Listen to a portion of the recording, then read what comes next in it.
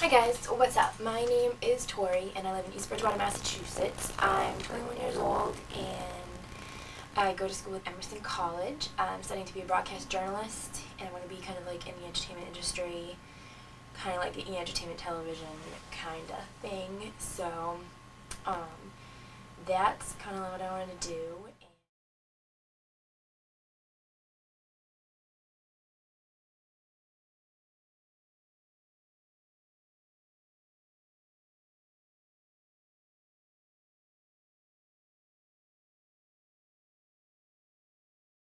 This would be the 5th pennant for the Red Sox since that 1918 season. Here it is, ground ball to second. Reese, the Boston Red Sox have won the pennant.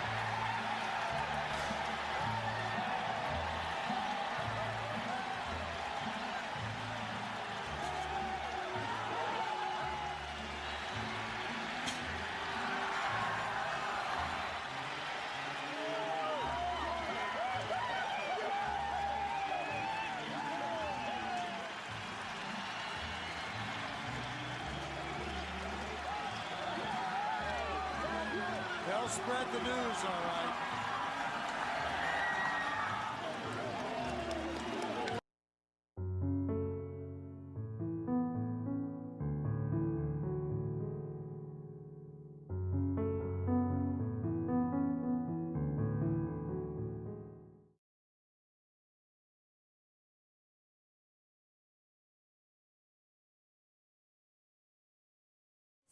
My mom is pretty much like my best friend. I mean, we kind of have the same moods, the same attitudes and stuff, so, you know, we really mesh well that way, but then again, I mean, when you kind of have the same moods and stuff, it's kind of difficult because it just kind of is, because you see yourself a lot, so. Tori was actually quiet when she was a child. Despite what her brother may say, she did not get into a lot of mischief. The brother got into the mischief. She was, as I said, quiet. She was quiet in school. It was surprising because of the family atmosphere, because we're Italians, we're all kind of loud and, you know, but no, she was always kind of quiet and kind of held back in the background. Love my dad. He's the sweetest, kindest person in the world. Has no clue what's going on with me at all, but that's okay. He tries. As a child, just very, very happy.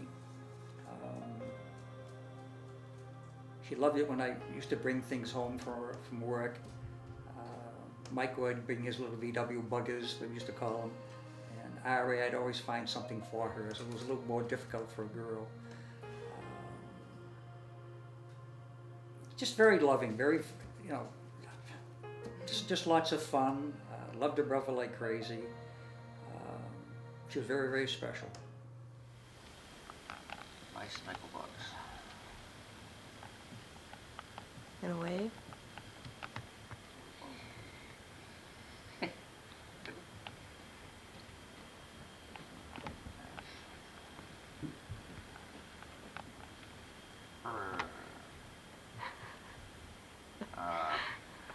The killer attacks. Nickel up. But don't hit her. Don't hit her.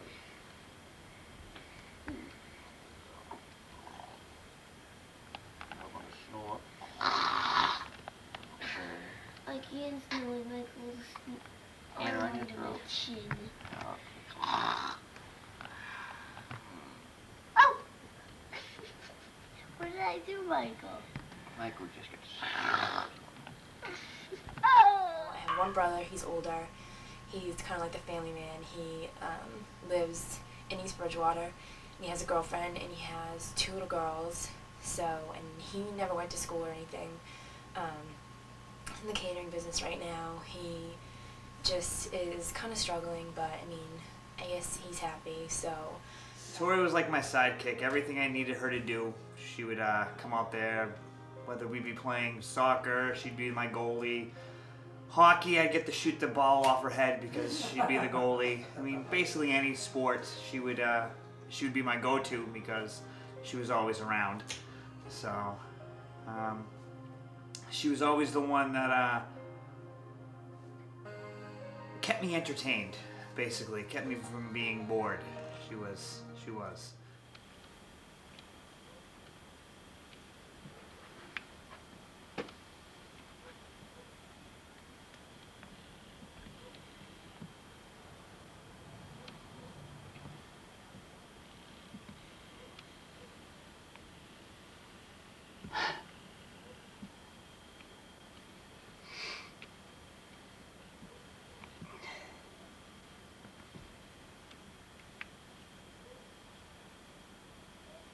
Kid's going crazy. It's the end of a nice 40th birthday for Diane. Get out of here. Pig pile. Here's our pig pile.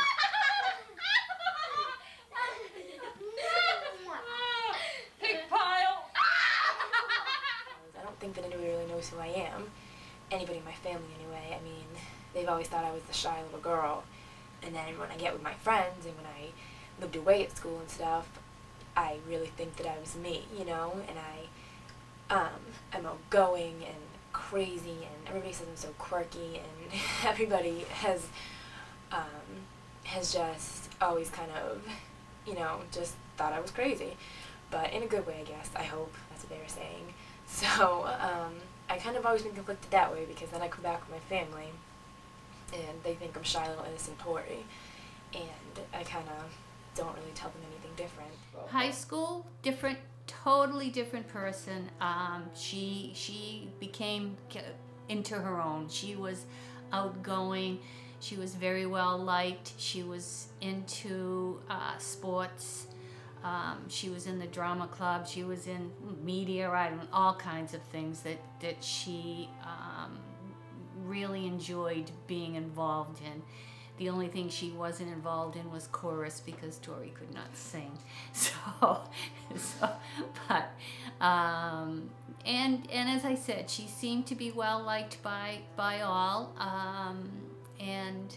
She certainly had a flock of friends over here all the time and hanging out, which was nice. We enjoyed the fact that we opened our home to they can come hang out here. We don't mind. And the girls, sometimes guys and girls, would be here at nighttime, and all my husband and I could hear is Tori laughing. She was the loudest one out of the group. But yeah, so that's how she was in high school. College, same way. We dropped her off at college, which was the saddest day. We dropped her off at college, and she kept saying to us, "You've got to go, go, go." She says, I'm going around. I have to go knock on doors and introduce myself and let everybody know who I am, where I'm from, and let's hang out. And I says, okay. And so when Rick and I left, and the two of us were like running to the car, and we got in the car and we're holding hands, and we just burst into tears. But college, she did well. And college was the same thing. She'd call me at 3 o'clock in the morning sometimes. She'd call me, mostly at nighttime she would call, pick up the phone and give me a call. But you know what? Those are the times I cherish, that she could pick up the phone and call me. In high school, she definitely paid attention. She knew what she wanted to do. I don't think anything came easy to her, but she gave it her full, and she did very well. She was very, very stylish, always looked fantastic, and loved her friends. I just remember she was always mad at me because I would. She said the boys wouldn't date her because of me and my friends. They were scared of us. So, which actually kind of made me feel good, and the fact that I never got to be the older brother when she ever brought her boyfriend over the house. So that was kind of disappointing. So, and then in college, really, that's kind of when our friendship started to grow again, because she would. I moved back to East Bridgewater, so she would always come and hang out, and we'd watch games together and stuff. So it was fun. I'm pretty sure we were in the 5th or 6th grade when we first met. We had periods together, and I'm not really sure when we became friends. I can't really remember. I met Tori in middle school. We had a lot of the same friends, and then years later, freshman year, sophomore year of high school is when we really became close friends at that point. I have my best friend Kristen, who is also like my sister, and we can talk about anything, and we're always there for each other and stuff, and we always talk about the little bubble that we're in, that our lives are good and everything. And we always talked about, the little bubble that we were in, that our lives were, so good, and we hadn't really been touched with any tragedy or anything. So we were really lucky. And then kind of like as we have gotten older in the past few years, we talk about how the bubbles have burst and kind of how we have a new look and a new appreciation, like we're kind of growing up, kind of getting a little older.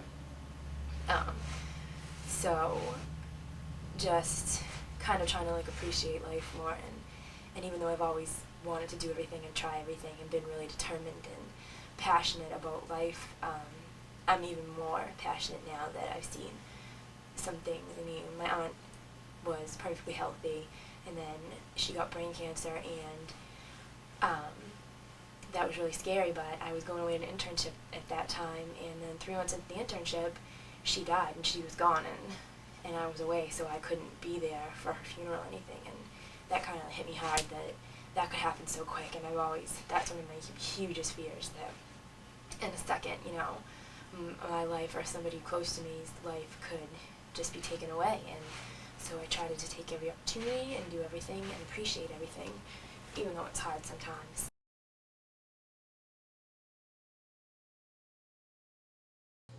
I was sitting having dinner. I had gotten home from work, and I was sitting there having dinner, and she comes into the kitchen and she says, "I'm going to the Red Sox game." And I said, "No, you're not. You can't go. You have school tomorrow." "Mom, don't worry about it. I got it covered. I'm okay." I says, "All right." I says, "Be careful." She said, "I will, Mom. Love you." And out the door she went. My last memory was a phone call I had with her the night that she was actually shot. We both were big Red Sox fans and always we'd go to games together. We were very invested in the games, and she called me celebrating where she was, and I was celebrating at school, and we couldn't hear each other that well because of the noise on both ends, so we ended up just saying, I said, I'll hear from you tomorrow, and hung up the phone, and I never would have done that had I known that was our last conversation. But the weekend before that, I was home from school, and we hung out at her house, just very low key, like just watching TV, talking, and got to have a really good night together. So when I thought Tori was taking her last breath, it was you knew it was coming. It was just very, very difficult. This can't be real, but it was real. You see things like this on TV all the time, but whatever. But no, this was real. All I could do was I just put my hands around her face, her hair, and I whispered into her ear, "Daddy's sorry. I can't fix this one." So, I mean, I'm just, I'm kind of a very conflicted person. I mean, I'm very anal, like everything to be planned. But then again, I'm always late, and I'm absolutely never on time. I've lost so many jobs that way. And I'm probably about to lose the one that I have right now that way.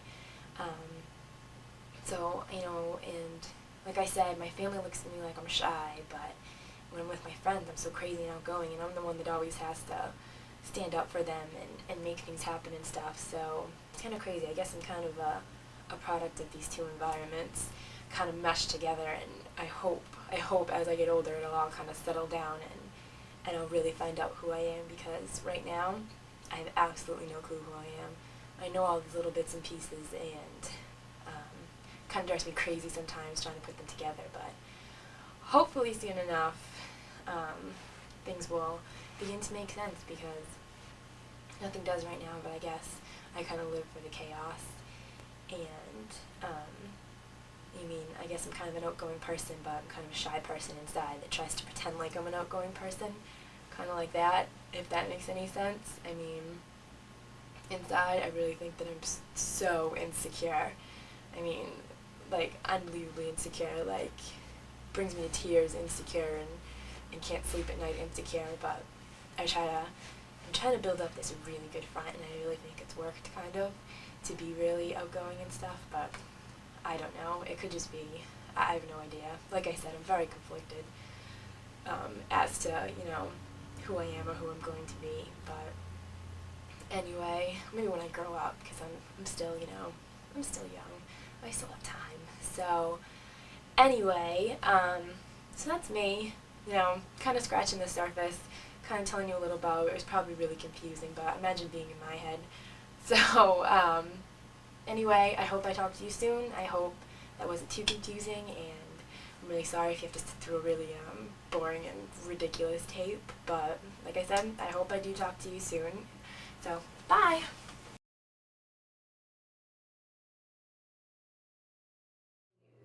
I was home in bed, and the phone rang, and it was her girlfriend Caitlin, and she had gone with, and Caitlin said that I had to come in, that Tori had gotten hurt. And she didn't tell me to what extreme, just the fact that she says something happened to her eye. That's all she knew. So when I got there, we got in front of the hospital, and Caitlin's boyfriend had come to stay with Caitlin, and they were both there.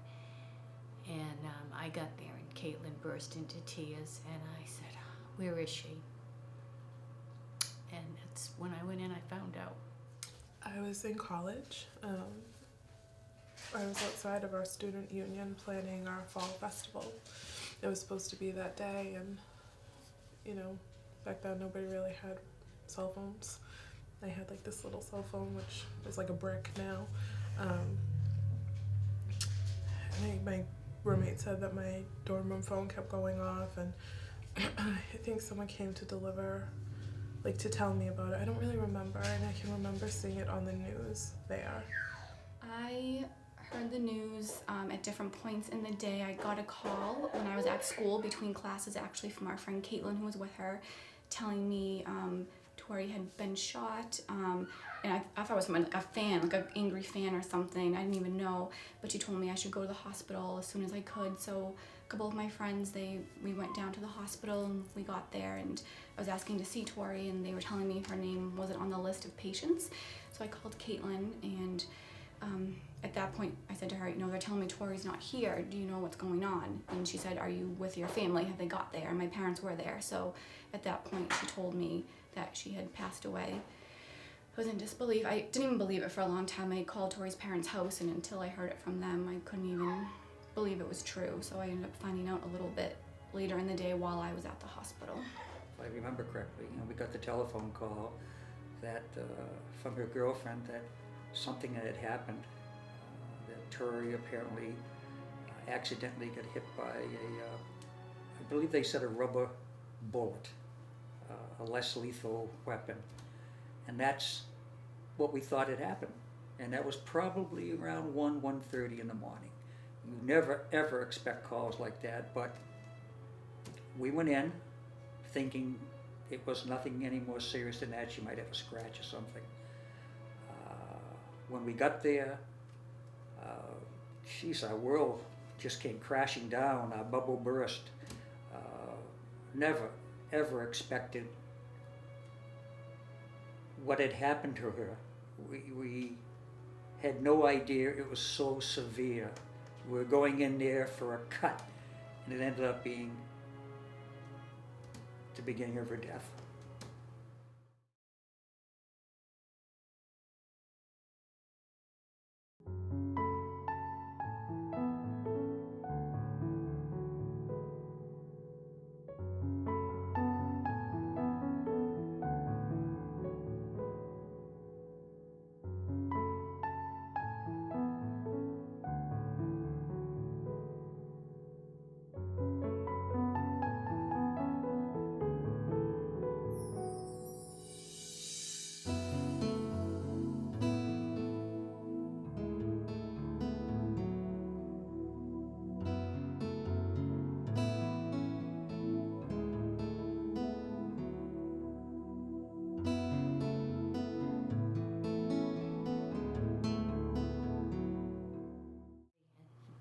I just tell people that it was a Red Sox celebration, and it was just very chaotic.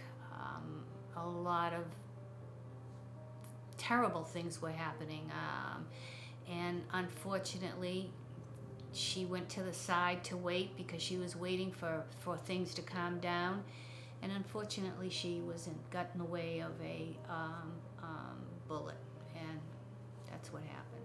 When the Red Sox went on to beat the Yankees to go to the World Series, there was a very large riot and people were very out of control and getting violent, and the cops basically had to do what they had to do to keep the environment safe for everyone, and basically she was in the wrong place at the wrong time. How do you explain to anybody, my daughter for example, you're going out to celebrate with your friends or members in college, and you're going to, this particular night, watch the Red Sox play the Yankees, and it was going to be a fun evening. Business as usual, just another fun night. After what happened, it was just as unexpected to us, and especially, I believe, to Tori. I think everything happened so instantly. I don't think she ever knew what happened, and that gives me a better feeling, You should be able, in this country or any country, go to a sporting event and have a wonderful time. For example, the Red Sox and the Yankees, there's always this hatred back and forth. It's a loving hatred. It's not vicious, horrible stuff. This is different type of hatred, but you still see all over the earth soccer games and other games where they start rioting. They take it too far. It's more than what it should be. Nothing like that should have happened in our country. We saw it many times in other countries. We never expected, never even thought of something like this happening.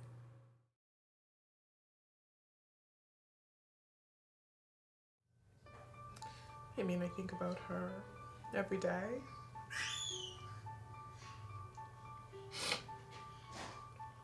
And I think a lot, what would Tori do? Would she seize the moment? The answer is usually yes. She could be very impulsive, but we were young.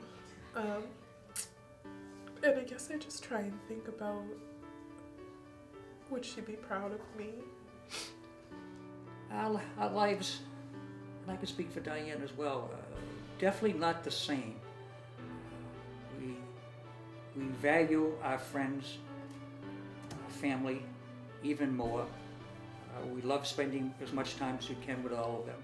Whenever I needed something answered or needed to know something about my parents, whether it be their birthdays or anything like that, I always knew if I just called the house, she was always, for the most part, there to answer, or her cell phone. And basically, she was my information, basically, just to make sure that I knew everything that I needed to know. It's impacted me in many ways. I was so sad for a long time, felt like there was a big void in my life, like a hole in my heart, but I feel like I reached a point where I realized I need to just live my life, live a little extra for her, realize nothing's guaranteed, life changes in a heartbeat, so just take advantage of opportunities that come your way and just live your life.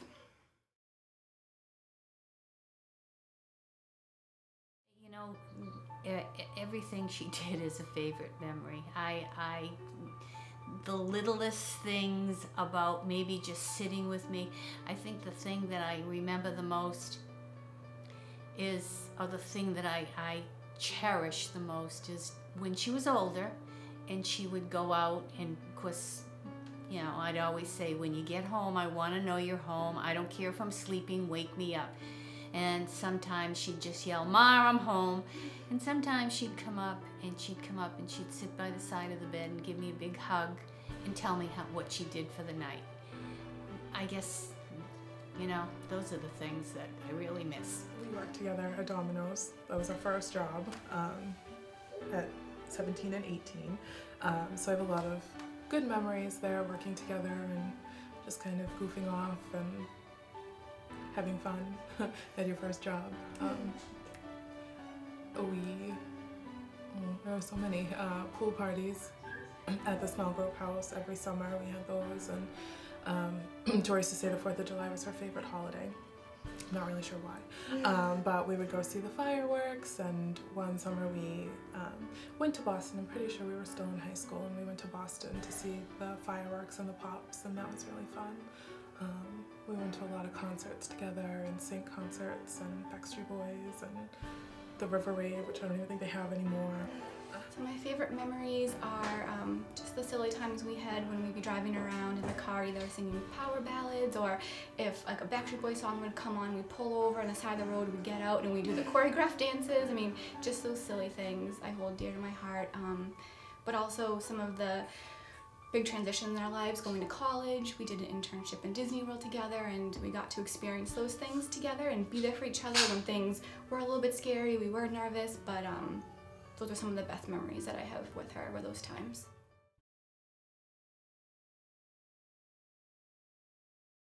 I want her legacy to be that Tori was a very wonderful person. She really was.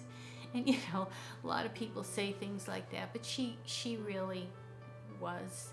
I mean, I can cite all kinds of stories about how she would forego things for herself and make sure that others had it, especially for birthdays, Christmas. That was the type of kid she was. She was a very, and you know, the other thing is that she had this zest for life. She loved life and she wanted to get involved.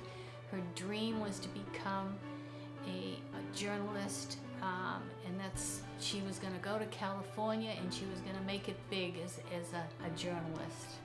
I want her to be remembered as pretty much how she's being remembered by all. Just a great person, just a awesome person. I want Tori to be remembered as just the fun, spontaneous person that she was. She always said, "What's money if you don't spend it?" And that's how she truly lived her life. Whatever came her way, she said yes, she did it. I don't think she'd look back and say, "I wish I had done this, I wish I had done that." I feel like she lived her life, and I feel like that's what she wanted to remember, just her fun spirit. I want her to be remembered as someone who really cared about other people, who was vibrant and energetic and happy, young and happy and intelligent. I want her spirit to be remembered, and I guess I think that's kind of hard for people that didn't really know her. To put her in words is really difficult because she was such a unique person.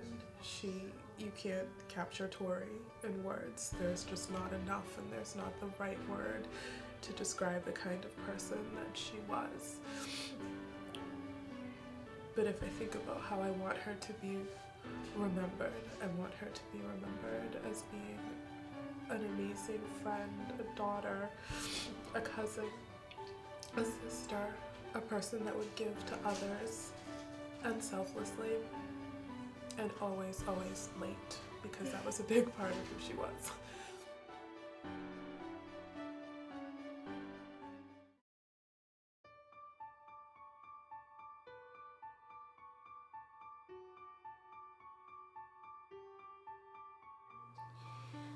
The Tori Fund is something that we decided to create after Tori had died. Wanted to create it. I wanted people to remember Tori. Simply, I didn't want Tori forgotten. I didn't want what happened to Tori forgotten. That was really a senseless tragedy that happened that night. So we decided to create the fund. We wanted to enhance the lives of others. We thought that this would probably be the best way to reach out and not just single certain things. Although we ended up doing 6 playgrounds, we kind of found a niche in doing the playgrounds. But we also donated leather rockers to the NICU St. Elizabeth's, and then we certainly did scholarships for East Bridgewater and Emerson College. Every year we do 1,000 at East Bridgewater and 750 at Emerson. And that we, just as I said, we wanted to honor her memory, and I just wanted people to remember her. So whatever we could do in her memory, we wanted to do.